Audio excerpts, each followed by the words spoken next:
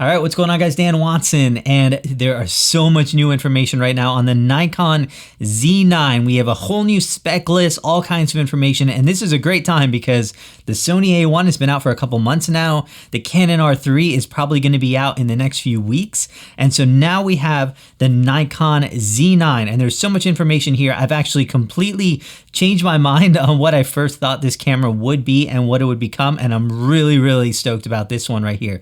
But before we get into the camera itself, there is something that we have to address, and that is that so far the Nikon Z system doesn't really feel to be on the same level as Sony and Canon when it comes to frame rates and autofocus, two things that seem very important to this Z9 camera. And also there have been some reports from the Olympics that the Z cameras have not really been the cameras that people have been going for. They're going to the tried and true like D6s and D850s when they need the resolution, and Nikon's older f-mount lenses, because the other problem is that Nikon just doesn't have the current selection of Z lenses. Actually, I just got a brand new Z lens, which we'll take a look at in a little bit, from Nikon right here, and they just don't have all of the lenses that would really need to entertain a camera like this. So is the Z9 camera the camera that is going to change this for you? Hit me up in the comments below. Definitely let me know if you would pick up this camera, or if you're more interested in something like the Sony A1, or maybe the Canon R3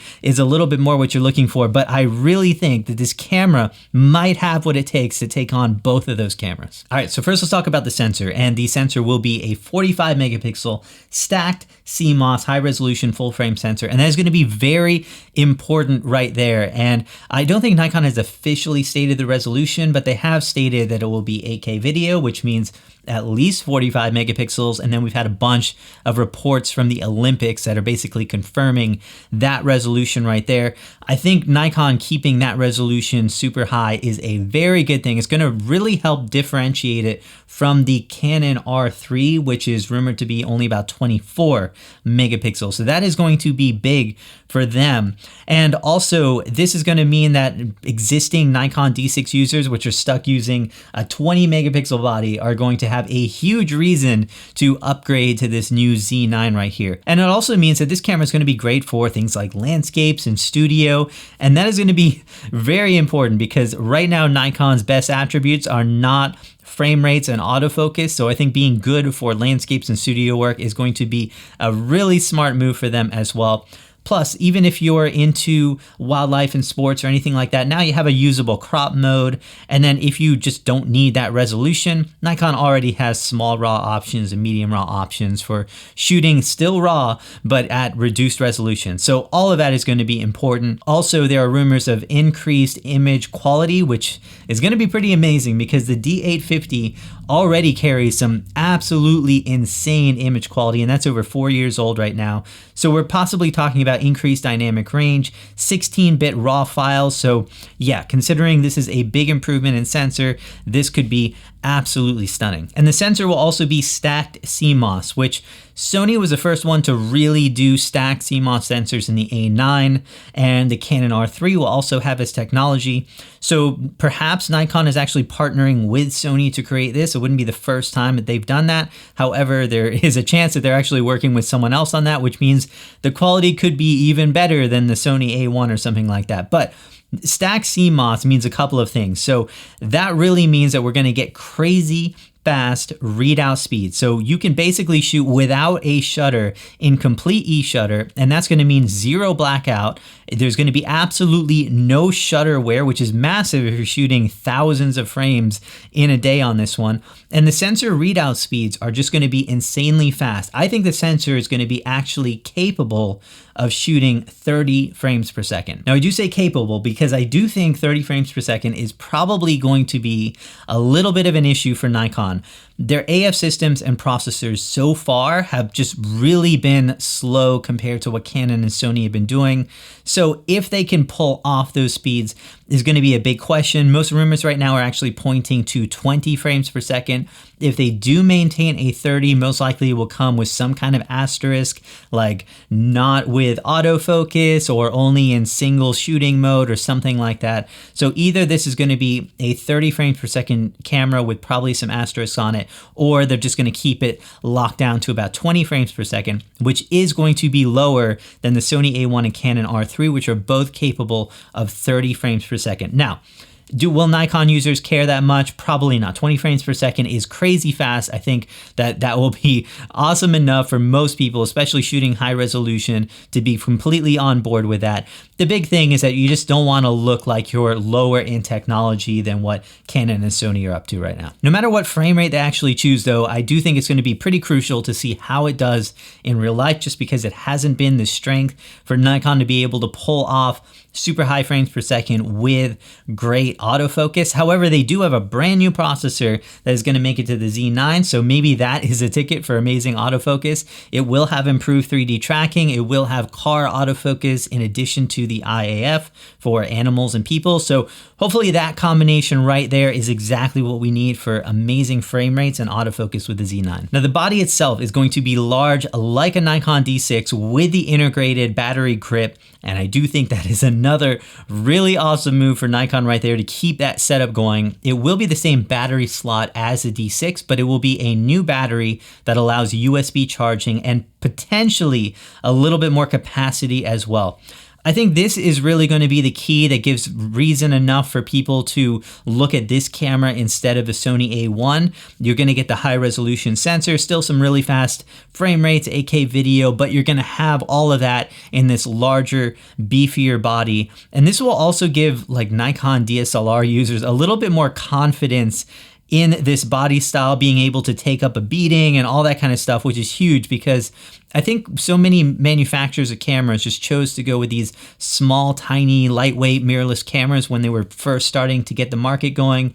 And that made a lot of people just think that mirrorless cameras couldn't take a beating. And there's nothing further than the truth. A mirrorless camera is literally a DSLR without the shutter mechanism and without all the prisms and everything like that you would need to get a viewfinder and just a little screen in there. So essentially there's really less parts that are needed for a mirrorless camera. So they can absolutely take a beating. So I think the Z9 is actually going to be Nikon's chance to give a D6 style body, weatherproofed, really able to take a beating, but making it a mirrorless camera as well to attract existing DSLR users, maybe even Canon users who want that larger body style, but also want that higher resolution sensor, or Sony A1 users that also love that high resolution sensor, love the high frame rates on there, but just aren't happy with the build and ergonomics of the A1. The camera's also going to have two XQD or CF Express Type B card slots, and that's another awesome move right there because these cards are insanely awesome. They are so fast. They're just incredible capacities on this, and they're not priced too expensive right here, but this is going to allow the camera to do so much more. Now, it looks like Canon is probably going to go with one CF Express and one SD, so Nikon is basically going to have two of the same card slots, which is going to allow them to shoot like dual RAW at crazy high rates, which is going to kind of give them an advantage. I really think that Nikon might be hitting on something here with this is a pro camera after all, so maintaining super high speeds is going to be the most important thing. Now, it could just be me, but I actually think that the Nikon Z9 looks like it will have even a larger screen than the D6, and already the D6 uses a larger screen than the Sony A1, so that's an advantage there, but they might be even increasing that from like a 3.2 inch to a 3.5 inch screen. It does look like it will be a tilt screen, so similar what they're doing with the Z6 line right here, not a flip out screen like Canon is doing with the R3, but it does look like it has a dual tilt mechanism. So it will tilt in the horizontal and also tilt vertically so that you can have that option there, which is kind of differentiates itself from the Z6 line and Z7 line and gives it something better than the Sony A1, additionally without having to do the complete flip out screen. Now, video is most likely going to be insane. We already know we have 8K video. It looks like 4K up to 120 frames per second. Also, Nikon's been really heavily pushing RAW video with Blackmagic RAW and also ProRes RAW to external recorders. So hopefully we see some of that integrated too. which could be absolutely massive. We're also getting the brand new processor on here, which is supposedly designed for 8K with super high readout speeds, so potentially some very low rolling shutter, and combine that with CF Express slots, IBIS, which is already incredible on these cameras right here. We also have log recording, flat profiles, which you probably heard me talk about because I love Nikon's flat profiles.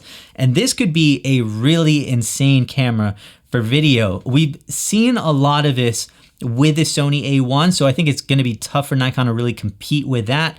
However, we're talking about a larger body, potentially better heat dissipation right there, and most likely some external RAW options right there. So that is going to be most likely enough to keep this as a very high-end camera for video. Now, Nikon does have a problem right now, and that is that they just don't have some really good, especially telephoto Z-mount lenses right now. I did just get this one in. This is the 105mm f2.8 macro. Just came out with this one, so I got some super high-end watches that I'm going to be taking this out. So if you're a Nikon shooter, stay tuned. We'll get this out, do a review on that one as well.